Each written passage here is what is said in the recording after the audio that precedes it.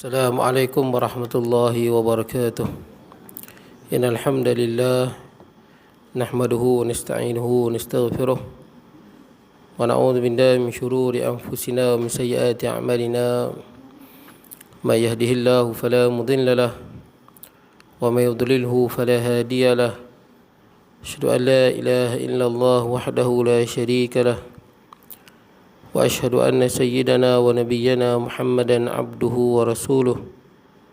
Allahumma salli wa sallim wa barik ala sayyidina Muhammadin wa ala alihi wa ashabihi ajma'in. Subhanaka la ilma lana illa ma 'allamtana innaka antal alimul hakim. Rabbi shrah li sadri wa yassir li amri wahlul 'uqdatam min lisani yafqahu qawli. Allahumma la sahla illa ma ja'altahu sahla wa anta taj'al hazna wa as-sa'ba idza syi'ta sahla wa la hawla wa la quwwata illa billahi al-'aliyyil 'azim. Amma ba'd. Hadirin sejemaah yang dirahmati Allah, alhamdulillah pada pagi ini kita dapat bertemu. Kita berada di hadis yang keberapa tuan-tuan? Hadis yang kelima ya. Hadis yang kelima daripada kitab kita 40 hadis peristiwa akhir zaman karangan Syekh Abu Ali Al-Banjari An-Nadwi. Meninggal dah kan. Baru dia meninggal dalam bulan lepas kot. Jadi kalau dia hidup biasanya kita sebut Syekh dia orang Banjar daripada Kalimantan, tapi lama duduk di Malaysia nah. Lama duduk di Kedah. Dia ada pondok di sana. Tapi dia meninggal di Pekanbaru Kalimantan, Banjarmasin. Dia meninggal di sana. Meninggal di tempat balik dia lah, tempat asal dia, iaitu di Kalimantan. Dan dikebumikan pun di sekolah dia. Dekat dengan sekolah dia tu ada kubur. Jadi kalau dia hidup kita sebut hafizahullah, moga Allah memelihara dia. Tapi kalau dah meninggal biasanya kita sebut rahimahullah, moga Allah merahmati dia. Itu kaedah Arab lah. Arab kalau sebut rahimahullah maknanya dia meninggal dah lah. Moga Allah merahmati dia. Kalau hafizahullah, moga Allah pelihara dia, maksudnya dia hidup lagi. Jadi kalau pengarang kitab tu masih hidup, kita kena kata qal musannifu hafizahullah. Kita tak sebut rahimahullah lah. Jangan tersilap. Kalau kita tersilap tersebut Ustaz Usam rahimahullah, maksudnya dah mati dah Ustaz Usam tu. Kadang orang tersilap. Ataupun orang panggil apa? Arwah, ada orang panggil arwah kan.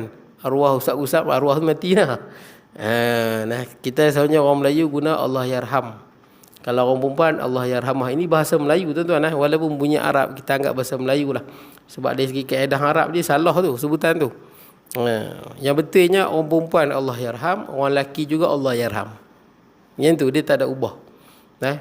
Kalau tuan-tuan nak guna domir tuan-tuan, tang fi'il orang tak letak domir tuan-tuan. Yarham tu fi'il, kata kerja. Kalau nak buat tepat, Allah yarhamuhu, moga Allah rahmatinya. Orang perempuan, orang lelaki. Kalau orang perempuan, Allah yarhamuha. Betul? Moga Allah rahmatinya. Jadi tuan-tuan, itu antara sebutan-sebutan kita kena perbaikilah. Macam saya sebut kat tuan-tuan lah. Kita sebut ahli Qari'ah, bukan ahli Qari'ah, Qari'ah pasal Qari'ah tu apa tuan-tuan? Ingat saya beritahu bulan lepas. Banyak masjid saya pergi kepada ahli Qari'ah sekalian. Bukan Qari'ah, Qaryah tuan-tuan. Qaryah kampung. Kalau Qari'ah kiamat. Pada hari ahli kiamat sekalian. Ada kiamat tu hidup lagi. Qari'ah, al-Qari'atu mal Qari'ah, kita dah baca kan surah Qari'ah. Bukan Qari'ah, Qaryah. Sekadar kita betulkan lah. Jadi tuan-tuan yang sebut di sini, lepas ni sebut ahli Qaryah, penduduk kampung. Kalau orang mati Allah yarham. Kalau laki Allah yarham, perempuan juga Allah yarham. Kalau nak buh domir bagi betul, Allah yarhamuhu ataupun Allah yarhamuha. Yamuha perempuan, hu laki. Baik tuan-tuan, tak apalah. Sekadar peringatan bersama. Kita tengok hadis yang kelima tuan-tuan. Umat Islam mengikuti langkah-langkah Yahudi dan Nasrani. Ini tajuk dia. Baik, kita tengok. An Abi Sa'id Al-Khudri radhiyallahu an qala Rasulullah sallallahu alaihi wasallam la tattabi'unna sunanal ladzina min qablikum shibran bi shibrin wa dhira'an bi dhira'in hatta law dakhalu fi hujri dabbin lattaba'tumuhum qulna ya Rasulullah al-yahud wan nasara qal faman. Habis hadis riwayat Imam Muslim. Jadi kita tengok artinya. Daripada Abu Sa'id Al-Khudri radhiyallahu an, dia berkata, ini Abu Sa'id Al-Khudri salah seorang sahabat Nabi, yang antara sahabat Nabi yang banyak menghafal hadis. Jadi Rasulullah sampaikan dia hafal, Rasulullah sampaikan dia ingat. Kenapa dia ingat? Sebab Rasulullah ni sallallahu alaihi wasallam, wa ma yantiqu anil hawa, Rasulullah tak cakap benda-benda yang daripada nafsu dia, benda yang mengarut. Yang Rasulullah cakap tu in huwa illa wahyu yuha, Rasulullah sampai itu wahyu daripada Allah. Tidak ada hadis Nabi yang mencanggah dengan wahyu Allah Azza wa Jal. Itu yang sahabat Nabi dengar Rasulullah bersabda dan sahabat Nabi hafal dan sampaikan kepada umat. Ni antara hadis yang Abu Sa'id Al-Khudri dengar Rasulullah bersabda, berkata, sabda itu berkata lah, dan dia hafal dan dia sampaikan. Baik, katanya bahwasanya qala Rasulullah sallallahu alaihi wasallam, bahwasanya Rasulullah sallallahu alaihi wasallam bersabda. Nah, kita berselawat kepada Rasulullah sallallahu alaihi wasallam. Sunat kita sebut Rasulullah sallallahu alaihi wasallam. Ini sebut dalam Quran, ya ayyuhalladzina amanu sallu alaihi wasallimu taslima. Innallaha wa malaikatahu yusalluna 'alan nabi. Sesungguhnya Allah dan malaikatnya berselawat ke atas Nabi Muhammad sallallahu alaihi wasallam. Ya ayyuhalladzina amanu sallu alaihi wasallimu taslima. Wahai orang yang beriman, berselawatlah kepada Rasulullah sallallahu alaihi wasallam dan sejahtera, wasallim taslima.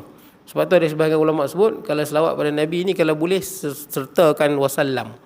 Allahumma salli wa sallim ala Muhammad. Kecuali selawat yang dah maksur lah, macam selawat Ibrahimiyah. Selawat Ibrahimiyah dia tak ada wasallim, tak. Dia Allahumma salli ala Muhammad wa ala Muhammad kama sallaita ala Ibrahim wa ala Ibrahim. Wasallim tak ada. Tapi tuan-tuan guna lafaz tu betul lah. Kalau kita kata sallallahu alaihi wasallam Muhammadin wa ala alihi wasallam. Sebab salla tu fi'il madhi, wasallam juga guna fi'il madhi. Dia kena sama. Jangan wasallallahu alaihi wasallim, jangan wasallim. Bukanlah salah dari segi kaedah Arab, dia salah lah.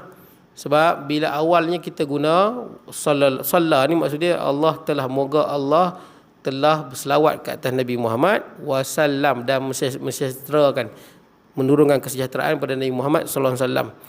Itu fi'il madhi, past tense lah orang putih kata. Jadi bila awalnya guna past tense, belakang pun past tense lah tuan-tuan. Tapi kalau nak guna wasallim juga kena wasallillahumma. Wasallillah ataupun wasallillahumma ala Rasulullah Muhammad wa ala alihi wa sahbihi wasallim. Wasallim. Ataupun Allahumma salli ala Muhammad wa ala alihi wa sahbihi wasallim. Sebab di awal itu dia dah fi'il amar, belakang fi'il amar. Kadang-kadang jadi silapnya waktu kita baca doa qunut, sallallahu alaihi wasallam Muhammadin wa ala alihi wa sahbihi wasallim, silap. Wasallallahu mesti wasallam. Kalau wasallim awalnya wasallillahumma. Baik, jadi tuan-tuan, sunat kita berselawat. Ni selawat dipanggil dalam Quran sebutlah. Seperti mana Allahumma salli wa sallim ala Muhammad. Ada salli dengan wasallim. Kalau nak lagi bagus ada 3. Allahumma salli wa sallim wa barik. Wa barik tu macam selawat Ibrahimiyah. Kan ada kan? Wa barik ala Muhammadin wa ala ali Muhammad, ada wa barik. Buh 3 kalau tuan-tuan punya khutbah Perak, tuan-tuan tengok dia ada kan? Awal-awal khutbah tu kan. Khutbah kedua kan, khutbah kan wajib selawat. Awal disebut Allahumma salli wa sallim ala Allahumma salli wa sallim wa barik ala sayyidina Muhammadin wa ala alihi wa ashabihi ajma'in. Dia ada 3 sekali. Salli wa sallim wa barik. Baik, apa makna selawat? Selawat apa makna dia? Selawat ni makna dia moga Allah meningkatkan darjat Rasulullah di dunia dan di akhirat. Itu makna dia. Dan Allah Ta'ala juga dengan para malaikat berselawat ke atas orang yang beriman. Allah Ta'ala, huwallazi yusalli alal mu'minin wa malaikatahu. Yaknilah Allah yang huwallazi yusalli alaikum wa malaikatahu. Dialah Allah yang berselawat ke atas orang Islam dan malaikat juga berselawat. Apa selawat Allah? Selawat Allah kepada manusia maknanya pengampunan Allah. Selawat malaikat pada kita, malaikat mendoakan pengampunan bagi kita atau mendoakan kenaikan darjat kita. Malaikat pun berdoa juga pada orang yang beriman. Selawat kita panggil. Itu makna selawat. Kita berselawat pada Nabi Muhammad sallallahu alaihi wasallam, kita mendoakan ketinggian darjat, kedudukan yang tinggi bagi Nabi sallallahu alaihi wasallam di dunia dan di akhirat. Baik tuan-tuan. Kemudian kita tengok apa katanya.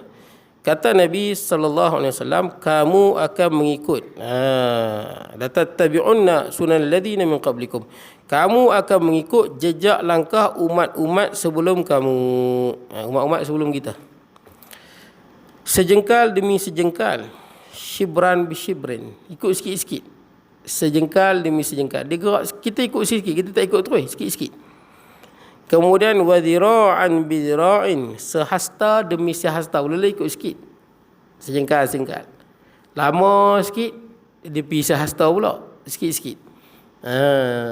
Kemudian hatta law dakhalu fi hujri dabbin lattaba'tumuhum, sehingga jikalau mereka masuk ke lubang biawak sekalipun, kamu akan mengikuti mereka. Mula-mula sejengkal, lepas tu sehasta. Dah sehasta, dia mula pergi lagi, pergi sampai dia pun masuk lubang bewak pun ikut.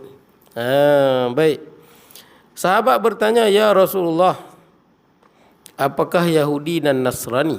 Yahudi, yang ini orang Yahudi, dan Nasrani, yang ini orang Kristian, yang pengikut Nabi Isa yang telah ubah agama dia, yang telah ubah, yang mengatakan Nabi Isa ni anak Tuhan, ada kuasa ketuhanan. Ni Nasrani.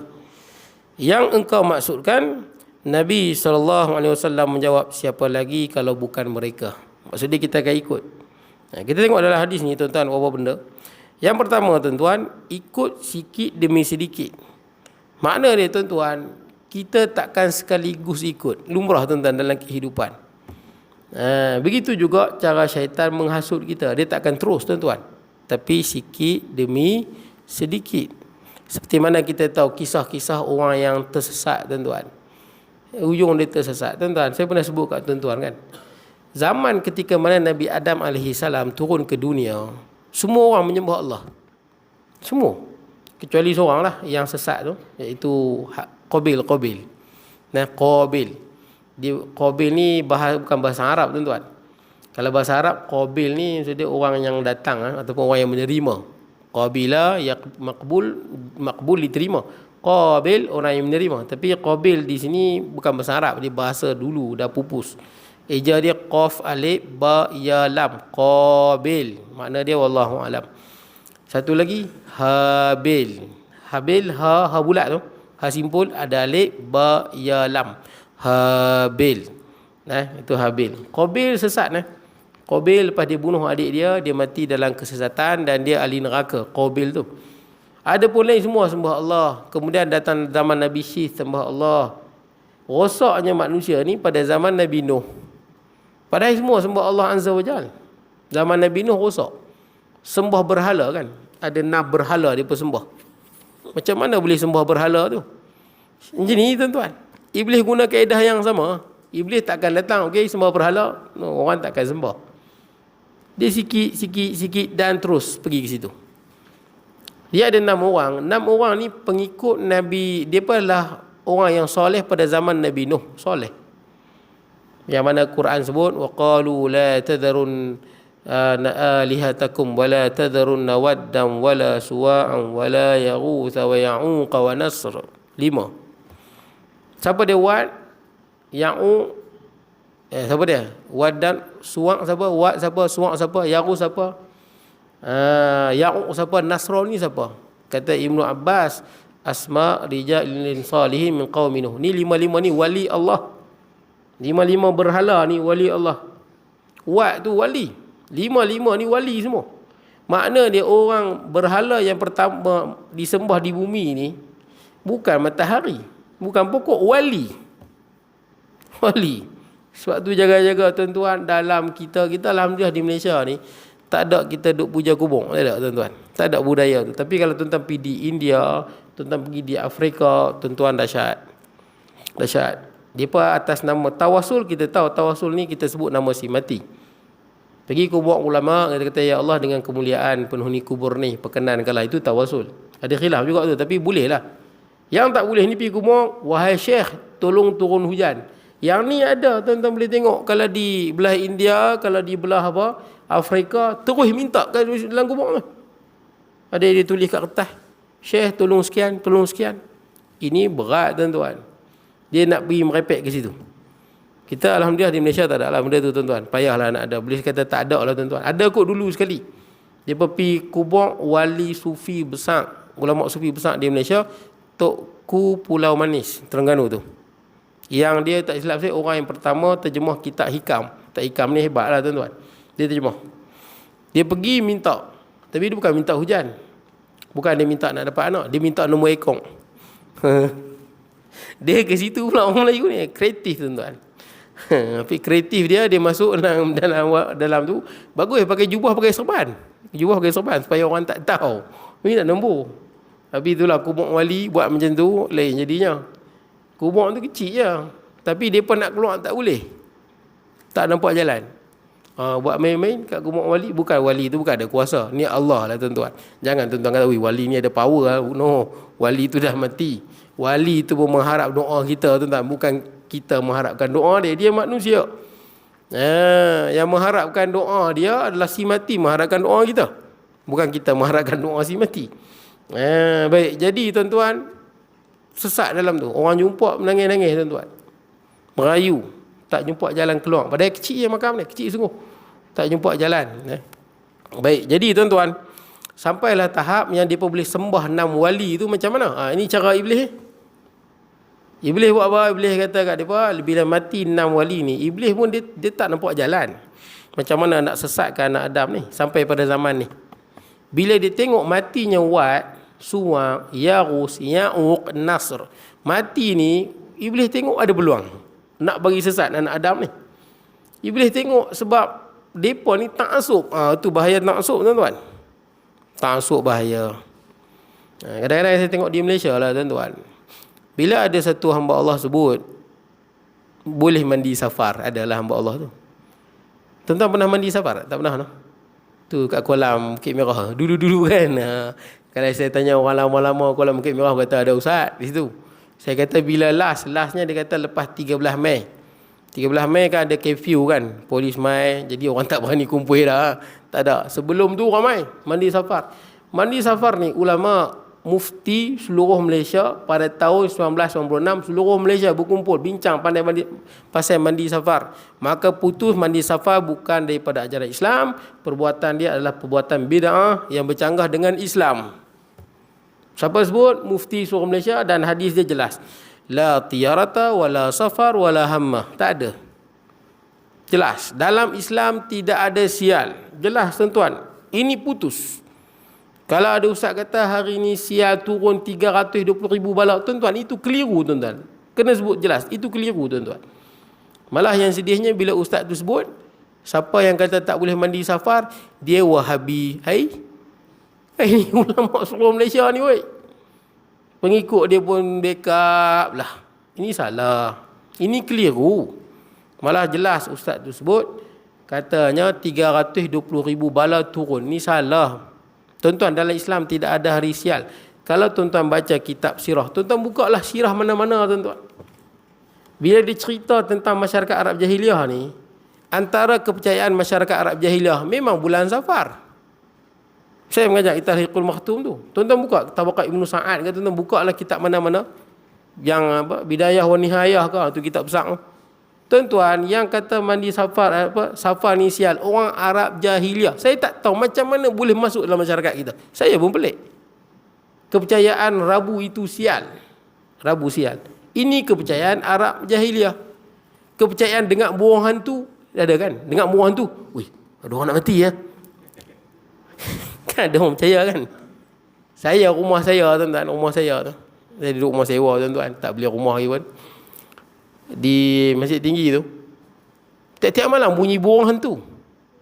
Bagus ya tuan-tuan, anak-anak tidur takut. Tapi kalau kira dengar orang mati, ya saya duduk dengar tiap-tiap malam, siapa pula nak mati. Tiap-tiap malam saya dengar. Lepas saya duduk kat pokok tu, duduk bunyi burung hantu tuan-tuan. Baik, jadi tuan-tuan, yang kata dengar burung hantu, sial. Ini kepercayaan Arab Jahiliyah tu. Rasulullah pesan jangan bawa benda ni dalam Islam. Rasulullah pesan lama dah. Jangan dengar burung hantu ada orang nak mati. Ini salah, berdosa, bid'ah. Tidak ada dalam Islam. Hari ini sial. Ada orang dia nak pergi menikah, nak pergi menikah, tengok bewak lintah. Betul, bewak lintah. Oh, teruk ni sial. No, tak ada dalam Islam. Tidak ada ustaz ni. No, ustaz tu keliru. Ustaz tu silap. Silap sesilap-silapnya. Tidak ada ruang untuk kita backup. Silap. Tidak ada dalam Islam benda sial-sial, tak ada. Nah, tuan-tuan buka dalam kitab akidah mana? Tuan-tuan buka dalam akidah yang mana-mana kata ada sial. Tak ada. Dalam Islam tidak ada sial. Hari apa, bulan apa, sama. Dia sebut sial ni, tuan-tuan, orang Arab dulu kalau nak keluar, dia pegang burung lepas. Kalau burung tu pergi belah kanan, perjalanan kita okey lah. Kalau lepas burung pergi belah kiri, ini sial lah. Itu dipanggil tiarah tu. Tiarah tu maksud sial-sial. Padahal tiarah tu daripada tairun burung. Tairun burung ataupun tiarah. Itu Rasulullah ingatkan. Wa auqidut tuyur wa auqidut tair fi maknatiha. Tempatkan burung di tempat dia. Apa makna dia? Jangan anggap burung ni sial, itu sial, lepas belah ni jadi sial, lepas ni jadi okey. No. Wa auqidut tair fi maknatiha. Letakkan burung di tempat dia. Burung bukan penentu sial ataupun bukan. Kita mana tahu sial, tuan-tuan. Baik, tuan-tuan. Jadi, tuan-tuan, Iblis ni bila tengok ta'asub 6 orang tadi tu, Iblis buat apa? Iblis tengok ada peluang ni. Sebab bila mati 6 orang ni, dia pun duduk pergi kubur. Dia pun bukan buat apa, pergi ziarah kubur lah. Ni tuan tokoh pergi ziarah. Sayang kan? Ziarah kubur. Maka Iblis tengok, ada peluang ni. Pandai Iblis. Iblis buat apa? Iblis pergi jumpa dia. Pergi jumpa pengikut Wat, Suang apa semua ni. Jumpa, Iblis kata, hampa nak tak aku buat patung kat hamba? Buat patung di tempat hampa berkumpul. Tempat dia berkumpul kan, duduk berzikir ke, ibadah ke. Tempat hampa berkumpul, aku buat patung. Iblis buat patung ni sebiji, tuan-tuan. Zaman ni belum ada larangan menyembah patung. Mana ada orang sembah patung ni? Jadi dia buat patung sebiji. Macam yang dalam kubur. Kalau Wat tu dia buat sebiji, itu kemampuan Iblis. Kalau Suang tu sebiji, dia buat patung tu. Letak di mana? Letak di tempat mereka duduk berkumpul ramai-ramai. Mereka pun bila dapat offer pada Iblis, boleh ya, free kan? Benda free tuan-tuan, sebab tak mau. Jadi tuan-tuan boleh ya, tak apa, dia buat lah. Buat patung. Bila buat patung, mereka pun bila mereka tak pergi kubur lah. Pasal dah ada patung. Dia pun pergi patung, inilah kami punya syekh dulu. Inilah kami punya tok syekh dulu. Inilah. Tak apa, dia tak jadi isu lagi. Tak ada masalah. Dia pun tiap kali semayang, dia pun tengok. Lepas habis ibadah, dia pun pegang. Inilah syekh kami dulu. Tak apalah.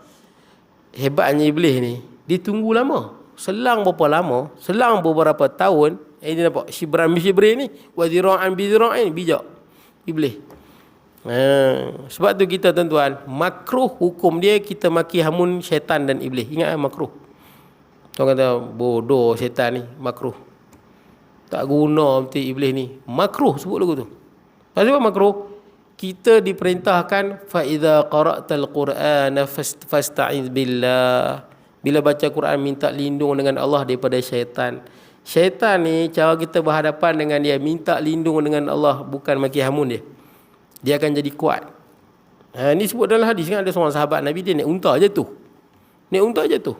Bila dia jatuh, dia kata apa? Ta'isa syaitan, ta'isa syaitan. Celaka betul syaitan ni.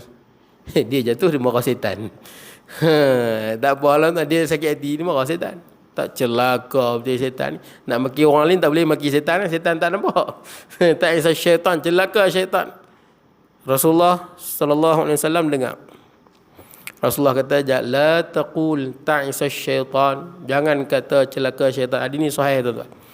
Jangan kata celaka syaitan.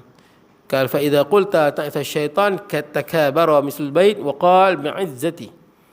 Kalau kau mengatakan apa? Bila kau mengatakan celaka syaitan, syaitan akan jadi besar, jadi kuat. Dia jadi besar seperti rumah. Syaitan ni kecil, dia jadi besar. Bila kita maki dia, dia macam tu. Waqal, dan syaitan akan berkata bi'izzati. Hang jatuh memang pasal aku punya power pun. Dia perasan. Kita bagi dia kelebihan. Tapi kata Rasulullah, waqul, tapi walakin qul, tapi katakanlah bismillah. Sebut bismillah aja. Tasaghara mislul zubab. Kita sebut bismillah, kalau jin dengar, jin akan kecut, kecil seperti lalat. Itu cara kita berhadapan dengan dia. Boleh tak? Jadi bila selang apa lama, Iblis buat patung, Iblis tawar lagi kat dia. Hamba nak ada patung. Tapi kali ni special punya. Seorang satu kat rumah. Seorang satu kat rumah. Free. Free ya, free of charge. Seorang satu ada patung kat rumah. Jadi kat sini pun ada, kat rumah pun ada. Pengikut Suang ada patung dia, seorang satu. Yarus ada patung dia, seorang satu. Semua ada kat rumah. Semua dapat free kan, seronok lah. Tak apalah. Iblis pandai ni. Dia biak lagi. Biak kali ni dia biak lama tuan-tuan. Lama mungkin puluh tahun, mungkin ratus tahun Iblis biak. Sebab apa tuan-tuan? Sebab orang dulu umur panjang. Nabi Nuh pun umur dia 1000 tahun. Nabi Nuh 1000 tahun lebih. Nabi Nuh alaihi salam. Dia berdakwah 950 tahun. Nabi Nuh alaihi salam. Lama. Iblis biak mungkin ratusan tahun, mungkin 1000 tahun. Sampai mereka ni mati. Sampai mati generasi itu. Kemudian datang anak mereka. Bila datang anak mereka pun Iblis biak lagi. Biak lama sampai mereka keliru. Pasal apa kat rumah kita semua ada patung ni? Sampai situ. Kira berapa puluh tahun, berapa ratus tahun Iblis biak, kita tak tahu. Iblis biak sampai bila dah timbul pertanyaan. Kenapa pengikut Wat? Kenapa kat sini ada patung? Rumah kita ada patung. Pengikut Suang kata, kenapa anak-anak cucu mereka? Kenapa rumah kita semua ada patung? Iblis mai. Setelah ratusan tahun, penuh kesabaran, Iblis pun mai. Dulu tak nak hampa sembah patung ni. Sebab itulah mereka ni turzaqun. Mereka ni kamu diberi rezeki. Tumtirun, kamu dapat hujan. Bidat. Sembahlah patung sampai hari ni. Tuan-tuan jangan pelik. Tuan-tuan tengok dulu jadi isu di Tanjung Pendang kan. Ada satu Cina, dia sembah apa? Haji apa? Yang pakai serban. Tuan-tuan, dia bukan hina Islam tuan-tuan. Dia orang tu pakai serban. Pakai serban apa semua. Dia pun panggil tu Datuk apa? Datuk Kong tuan-tuan. Orang Cina panggil itu Datuk Kong. Datuk Kong ni adalah dewa orang Melayu tuan-tuan. Katanya tanah-tanah di Malaysia ni Datuk Kong yang conquer tuan-tuan. Kira orang Cina ni kalau dia buka tanah baru, dia memang akan sembah Datuk Kong. Tu ada orang pelik dulu kan. Ada di setengah di Perak juga. Dengan siap dengan bini Datuk Kong lagi. Datuk Kong dah pakai serban, bini dia pakai tudung labuh, patung-patung. Sembah. Ada orang dia tak faham. Melihat tengok, ini ada dulu viral di Tanjung Pinang kan. Tengok ini hina Islam. Bukan dia hina Islam. Memang orang Cina percaya di tanah Melayu adanya orang yang mati yang ada super power, divine tuan-tuan. Ada power. Jadi kalau nak dapat keberkatan, keselamatan, kena sembah Datuk Kong. Jangan main-main Datuk Kong, dia sangat power. Boleh tuan-tuan? Itu bahaya tuan-tuan. Ada dulu satu ustaz tu sebut juga. Ahli Naubah dia sebut. Ahli Naubah ni pun tuan-tuan, bukan benda yang kita boleh sebar pada masyarakat. Itu pandangan sebagai ulama. Ada saya tahu dalam kitab Fadlatul Faraid dan sebagainya. Ahli Naubah ni maksud dia katanya wali-wali yang tak nampak. Ataupun wali-wali yang gaib. Ada ustaz tu kata, wali-wali gaib ni lah yang kontrol hujan, kontrol rezeki. Kalau jadi kemalangan semua, nak jadi kemarau ke hujan, semua wali Naubah yang kontrol. Ini kenyataan yang bahaya. Betul tak? Kita risau. Kita risau sebab ini bukan sebut dalam hadis Quran. Ini ada kata sebahagian orang disebut lagu tu lah. Tapi jangan beritahu masyarakat. Sampai ada ustaz tu sebut, ada kawan dia macam mana tah, beli barang daripada Cina. Barang tu sangkut. Kata ustaz tu, dia kata itu kerana dia dah buat masalah dengan ahli Naubah. Ahli Naubah sekat barang dia. Macam gangster pula ahli Naubah ni. Jadi macam mana nak lepas? Ayah dia pun bacalah bismillah 41 kali bagi pada ahli Naubah. Baru ahli Naubah lepas. Ada pengeras dulu. Tuan-tuan, saya ingat bila tuan-tuan cerita macam tu kat masyarakat, bukan benda yang baik, benda yang tak baik lah. Memang ada sebut, saya tahu ada sebut. Tapi kena ingat, hakikat rezeki ke hujan ke apa tuan-tuan, kita tak minta pada ahli Naubah, kita tak minta pada wali. Kalau hujan tak turun, kita buat apa tuan-tuan? Dalam sunnahnya semayang hujan, betul tak kita buat? Betul tak? Semayang minta hujan, begitulah. Semayang istisqa. Bukan minta kat wali tuan-tuan. Wali juga hamba Allah. Cuma roh wali ni khilaf ulama. Yang pegangan yang kuatnya roh wali, dia juga seperti roh yang lain berada di Iliyin. Berada di Iliyin ni dalam syurga. Cuma ada pandangan yang pelik lah. Sebahagian sufi mengatakan roh wali ni, dia berada di antara langit dan bumi. Dia boleh bergerak ke mana-mana, menolong orang yang memerlukan pertolongan. Ni ada pandangan yang pelik sikit lah. Ada, saya tahu ya tuan-tuan. Tapi yang lebih tepat, roh wali ke, roh mana-mana ke, berada di Iliyin, kecuali roh Nabi. Roh Nabi ada kat mana? Roh Nabi duduk di kubur. Buat apa? Semayang. Itu hebat tu. Nabi ni special. Kenapa? Kerana bagi Nabi-Nabi ni semayanglah yang paling nikmat bersama dengan Allah. Semua Nabi berada di kubur dia dan semayang di kubur dia. Wa fi quburihim yusallun, sebut dalam hadis. Di kubur mereka dan semayang. Sebab tu sunat ziarah makam-makam Nabi. Ada duit pergi ziarah kubur Nabi. Baik tuan-tuan. Kemudian kita tengok. Sehingga jikalau mereka masuk ke lubang biawak pun kamu akan ikut mereka. Lubang biawak. Tuan-tuan biawak. Arab kata dob, tuan-tuan, dob. Dob tu biawak lah. Dob di Arab boleh makan. Tuan-tuan dengar kata dob. Misal kan? Yang Arab yang dob tu kan. Dob tu biawak lah tuan-tuan. Dob di padang pasir boleh makan tuan-tuan. Dob padang pasir tu. Boleh tak? Boleh. Dob kat Malaysia ni? Boleh juga. Saya dengar kawan saya, Ustaz Tuhiri tu. Dia nampak biawak. Dob. Saya ingatkan dob ni boleh makan. Dob kita boleh sebut dob boleh makan. Biawak tak boleh makan. Rupanya dob tu biawak lah. Itu yang bila dia nampak biawak, dob. Saya pelik, dob kan boleh makan ke? Rupanya biawak Malaysia pun dia sebut dob. Tapi saya bagi tahu lah kat ustaz saya, kawan saya tu, ingat, dob kat Arab boleh makan, dob sini jangan buat sup pula. Dob Malaysia tak boleh. Dia panggil sama dob, biawak. Dia panggil biawak juga. Tapi kalau ikut mazhab Maliki, biawak boleh makan, kalau tak silap saya lah. Biawak dan buaya boleh makan. Buaya? Depa makan buaya. Bukan buaya makan orang, depa makan biawak. Depa makan buaya di Sudan. Depa makan sate buaya, tuan-tuan. Mazhab Maliki mazhab yang paling luas bab makan. Tapi yang kita sepakat, tuan-tuan, macam anjing, babi ni tidak ada khilaf lah, tuan-tuan. Sepakat. Baik. Jadi bab makan ni mazhab Maliki luas, sangat luas. Dan ada mak saudara saya, ada pernah jiran dia, India, masak bewak kari, tuan-tuan. Dia kata wangi, wangi sungguh. Masak bewak, tuan-tuan, bewak kari. Wangi satu rumah. Bila cek lah rumah dia, tuan-tuan, tengok tidak elok, bewak kaki naik ke atas. Tapi orang kata sedap, saya tak tahu, tuan-tuan. Baik, tuan-tuan, kemudian sahabat bertanya, apakah Yahudi dan Nasrani?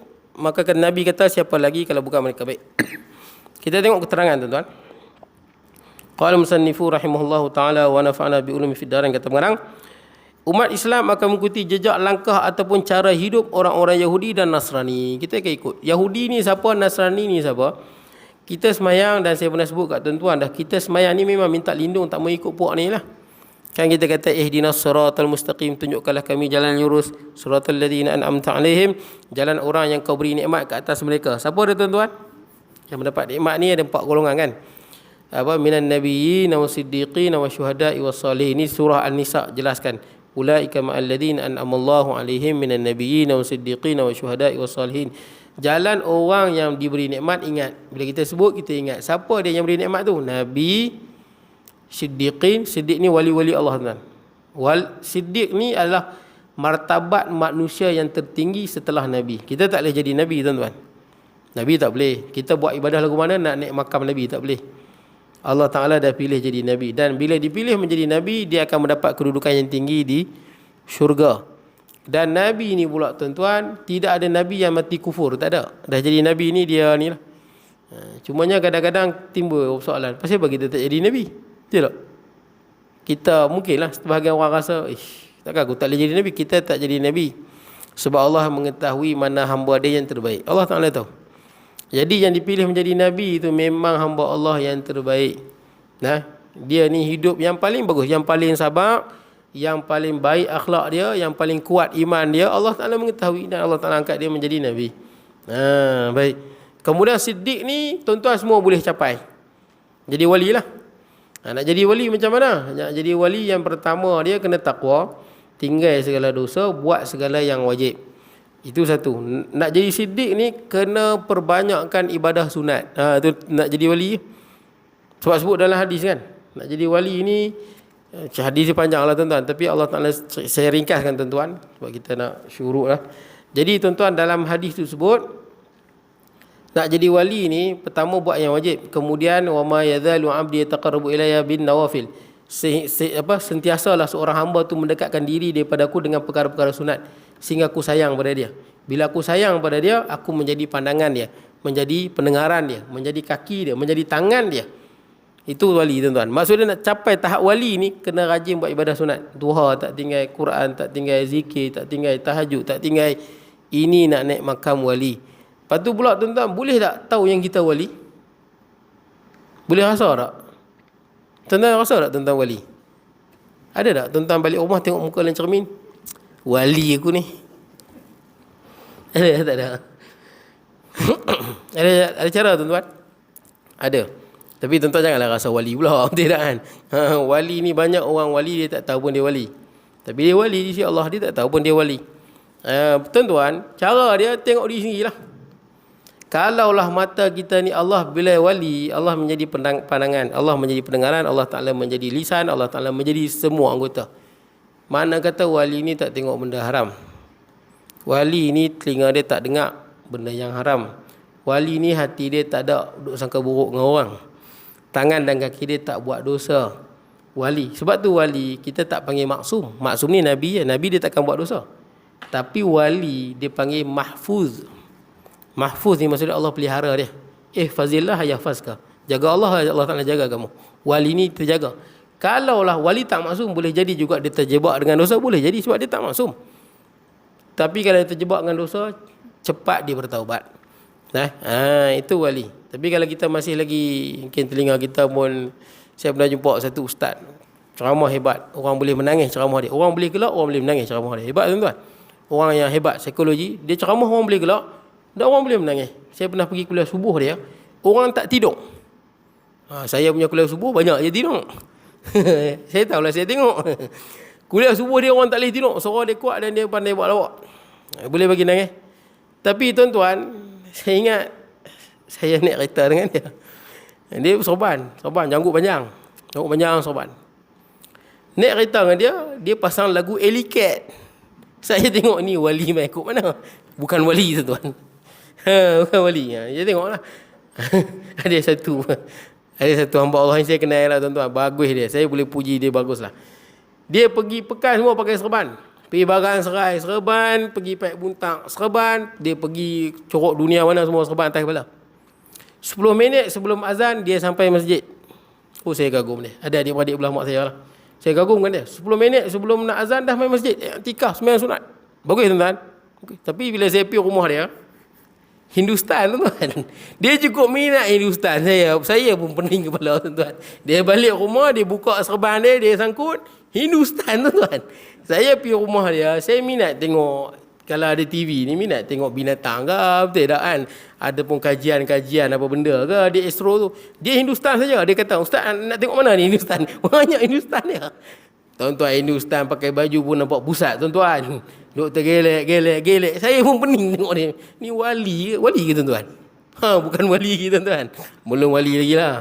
Kalau wali dia tak tengok Hindustan tuan-tuan. Baik, tak apalah. Kemudian tuan-tuan, Yahudi dan Nasrani. Yahudi ni adalah anak cucu Yahudi. Tuan-tuan boleh tengok di Palestin tu Yahudi lah tu.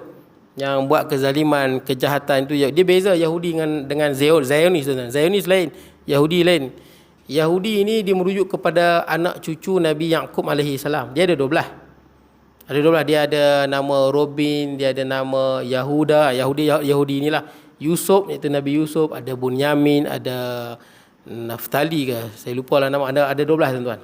12. Tapi sekarang ni bila sebut Yahudi merujuk semua. Sebab apa? Sebab dalam 12-12 ni Yahudi adalah yang paling banyak. Anak Yahuda tu. Anak Nabi Yaqub nama Yahuda. Dia ni bagus tuan-tuan. Adik-beradik Nabi Yusuf lah. Abang-abang ada yang limpak Nabi Yusuf tu. Dalam tu ni lah ni keturunan dia pun ni lah Yahudi. Tapi dalam keturunan semua ni bangsa ataupun anak cucu Yahuda paling banyak. Paling dominan. Sehingga kan bila sebut Yahudi merujuk ke dia semua. Sebab Yahud ni dia paling dominan. Yahudi lain, Yahudi dia ada Islam. Yahudi ni bangsa, ada Islam. Tapi bangsa yang paling sikit Islam, saya ingat saya Yahudi lah, paling sikit Islam. Yahudi ada Islam. Dan ada Yahudi yang tak bersetuju dengan Zionis. Ada Zionis lain tuan-tuan. Zionis ni adalah gerakan yang mana nak merampas Palestin bagi kepada Yahudi lah, dengan cara yang zalim. Zionis ni ada orang yang bukan Yahudi pun ada. Zionis. Hatta kita di Malaysia pun tuan-tuan, kadang-kadang kita tengok komen kan, orang bukan Islam. Dia bukan Yahudi, tapi dia sokong Israel. Betul tak kita tengok komen dia? Dia kutuk Hamas. Hamas ni macam ni. Dia bukan Islam pun. Dia duduk di Malaysia. Tapi kita baca komen ni kita pun pelik. Tuan-tuan tengok waktu kita letak bendera apa? Bendera Palestin di apa? Di Sungai Gedong. Kan ada bakar. Tidak. Siapa bakar saya tak tahu. Dia bakar bendera besar. Betul dia letak kali kedua dia letak bakar. Itu Zionis itu. Dia bukan Yahudi, tapi kepala dia kepala Yahudi. Dia menyokong kezaliman dan kekejaman Israel ataupun bangsa Yahudi di Palestin. Tuan-tuan tahu kalau tuan-tuan pergi di barat ke, di Rusia ke, di Kanada ke, di Amerika ke, mereka sangat menentang Zionis ni. Sebab zalim, itu tempat Palestin. Mereka datang, mereka rampas. Sampai ada seorang kan, orang muda, orang Amerika, perempuan, umur 18. Yang dia apa, ada jentolak tu nak runtuhkan rumah Palestin, dia tak bagi. Orang perempuan, dia bukan Islam, dia Kristian. Tapi dia angkat bendera tak bagi runtuh rumah Palestin. Dan jentolak Israel tu langgang dia, lenyek dia. Saya lupa nama dia. Tapi terkenal tuan-tuan. Mati kena lenyek dengan apa? Jentolak tu, PO tu. Dia bukan Islam, Kristian. Hatta orang Kristian yang di barat-barat tu pun tuan-tuan menentang kekejaman Israel tu. Saya pelik tuan-tuan bila ada orang bukan Islam yang duduk di Malaysia dikutuk Hamas. Dia tak tahu Hamas mempertahankan negara dia. Inilah Zionis tuan-tuan. Ini Zionis. Zionis yang bahaya. Zionis, walaupun saya tak nafikan, Zionis paling ramai orang Yahudi lah. Orang Yahudi paling ramai dalam Zionis tu. Tapi ramai juga yang bukan. Sampai tuan-tuan tengok waktu jadi peperangan antara Hamas dengan apa? Israel kan. Banyak di kalangan penganut Hindu di India tuan-tuan. Penganut Hindu di India kan. Dia pun semua tulis, kami we stand with you Israel. Betul tak? Kami berdiri dengan kamu Israel. Tapi orang Israel, dia tak suka orang Hindu di India tu sokong dia. Pasal dia tak suka? Sana kan kotor tuan-tuan. Dia pergi India tuan-tuan. Berak merata. Pergi India, berak merata. Tuan-tuan kalau jalan di India malam-malam, jaga-jaga terpijak tik nanti. Berak merata, tandas tak ada. Saya tengok banyak komen bila orang Hindu di India tu, bila kata kami bersamamu Israel. Orang Israel marah. Tak payahlah hampa tu sembah lembu. Macam-macam. Dia pun marah balik. Hampa tak payah lembu. Hampa tandas pun tak ada. Berak pun tak basuh. Macam-macam. Orang Israel tak suka kalau orang Hindu di India tu sokong dia. Dia pun tak suka. Dia pun rasa jijik. Sebab bangsa Yahudi, bangsa yang paling bersih. Paling bersih tuan-tuan. Hatta fatwa ulama Al-Azhar dan ulama Eropah, makanan orang Yahudi tu, kosher tu orang Islam boleh makan. Kat Malaysia tak ada fatwa tu tuan-tuan. Sebab kita tak dah sampai tahap tu. Nah, nak cerita ni kalau umat Islam yang duduk di negara Yahudi, Israel tu, ataupun di Eropah, bukan senang nak cari makanan halal. Kosher ni tuan-tuan, makanan sembelihan orang Yahudi. Orang Yahudi dengan Nasrani kan boleh. Kan sebut dalam Quran. Wa ta'amukum hillul lakum. Tapi di Malaysia belum ada fatwa tu dan kita tak perlu. Tuan-tuan jangan pula cari supermarket, cari kosher. Mana kosher? Ustaz Kusam kata boleh. Tak ingatlah tuan-tuan. Saya kata ni cerita lepas. Nanti saya pula kena tuan-tuan. Fatwa belum ada, jangan tuan-tuan. Kita tunggu fatwa. Kosher tu kalau ikut fatwa Al-Azhar dan fatwa boleh. Sebab orang Yahudi sangat jaga kebersihan tuan-tuan. Orang Yahudi mana makan babi. Bak makan ni Yahudi nombor 1. Kalah kita tuan-tuan. Jaga sungguh makan. Sangat-sangat jaga makan. Dia pun punya sembelihan, tempat sembelihan memang bersih betul. Hatta orang Yahudi ni, kalau isteri dia haid, period, dia halau keluar. Dia halau terus. Jijik bagi dia. Heboh. Sampai macam tu tuan-tuan. Kalau orang Yahudi, bini dia haid, period, dia rasa jijik, geli. Dia suruh keluar. Jangan duduk dengan dia, geli. Kalau orang apa? Kalau orang Nasrani, pengotok oksid. Bini dia period pun dia pergi sapu juga tuan-tuan. Dia jimat macam tu juga. Islam tengah-tengah. Bini kalau period tak perlulah halau. Betul tak kan? Duduk keluar, duduk jauh-jauh, jijik tak? Cuma tak boleh bersama. Jimat tak boleh. Nah, muqaddimatul jimat boleh lah. Tapi jimat tak boleh. Gitulah tuan-tuan. Jadi kita tengah-tengah lah tuan-tuan. Okey tuan-tuan, kita dah ni, saya habiskan. Yahudi dan Nasrani pengikut Nabi Isa yang telah mengubah agama dia, mengatakan Nabi Isa anak Tuhan. Hinggalah dalam urusan yang kecil dan perkara yang tidak munasabah. Contohnya jikalau orang Yahudi dan Nasrani masuk ke lubang bewak yang kotor dan sempit itu, maka orang Islam akan terus mengikuti mereka. Boleh habiskan ke ni Haji? Ke nak berhenti situ? Habiskan Baik, di zaman sekarang ini kita dapat melihat kenyataan sabdaan Rasulullah SAW ini. Ramai orang Islam yang telah kehilangan pegangan di dalam kehidupan. Mereka banyak meniru cara hidup Yahudi dan Nasrani, sama ada mereka sedar atau tidak. Mereka telah terperangkap dengan tipu helah Yahudi dan Nasrani, dan ramai pula di kalangan mereka yang telah menjadi alat dan tali barut Yahudi dan Nasrani. Semoga Allah menyelamatkan kita daripada tipu helah ini. Tuan-tuan pun boleh tengok tuan-tuan. Mulanya tukar gender ni kan, lelaki jadi perempuan, perempuan jadi lelaki, mula daripada sana. kita pun tiru tuan-tuan. Dan ni tuan-tuan boleh tengoklah TikTok, di YouTube, dah banyak dah pondan-pondan yang dah berani, betul tak? Berani dia expose diri dia, buat video YouTube lah, TikTok lah, duk tergedik-gedik, menari-nari, dia tak malu lah. Dia dah tiru si biji tuan-tuan. Nah, macam mana Nasrani. Tuan-tuan boleh tengok saja, apa saja aktiviti yang Yahudi Nasrani buat, semua nak meniru, betul tak? Dia pun buat yang ni, kita tengok American Idol, kita pun nak tiru. Dia pun buat menyanyi, kita pun nak tiru, betul tak? Dia pun buat apa? Di Korea, Korea banyak juga Kristian tuan-tuan, Kristian Korea. Korea kan banyak aktiviti Korea buat, semua pakai nak tiru, betul tak? Ada yang buat menyanyi tu kan, menyanyi teka suara siapa, betul tak kan? Suara siapa. Korea buat dulu, kita baru buat. Dan memang sangat banyak reality TV yang saya tengok asalnya tiru daripada barat ataupun di belah luar. Dia tiru balik je. Dia tak ada tiru je. Kecuali apa yang kita tak tiru tuan-tuan? Drama Melayu tuan-tuan. Drama Melayu tak tiru. Drama Melayu sama ya. Dia nak kat perempuan tu tak mau. Sama ya. Dia nak kat perempuan tu, dia anak datuk, perempuan tu orang susah. Saya kalau tengok, malas tengok. Cubalah tengok cerita orang putih. Tengok ni, jalan cerita dia kan menarik. Betul tak kan? Jalan cerita dia menarik tuan-tuan. Ada pengajaran di sebaliknya. Kalau drama Melayu ni saya tengok sama. Drama Melayu tak boleh lari daripada makan. Betul? Mesti makan. Betul tak? Mesti makan. Makan kedai mahal kan, pakai sudu menyembang. Lepas tu bila makan, ayak tak habis. Pasal tak? Ayak mesti tinggal tak habis. Membaziak pula tu. Cerita dia tak lari tuan-tuan tengok cerita orang Melayu. Saya ingat mungkin kena ada sentuhan baru lah kot. Tapi nak buat macam mana? Sebab memang masyarakat suka tuan-tuan. Masyarakat suka macam tu. Kalau cinta tak dapat, lepas tu apa? Sewa isteri betul tak kan? Dia tak mau tapi dia kahwin lah untuk ni. Itulah tuan-tuan. Tuan-tuan boleh tengok daripada petang ke pagi ke, drama Melayu macam tu lah. Tu yang jadi isu. Isu pertama mereka lah bincang. Saya tengok siniman. Isu pertama di Malaysia, orang Cina tak tengok drama Melayu. Jangan kata orang Cina, orang Melayu pun tak tengok sangat.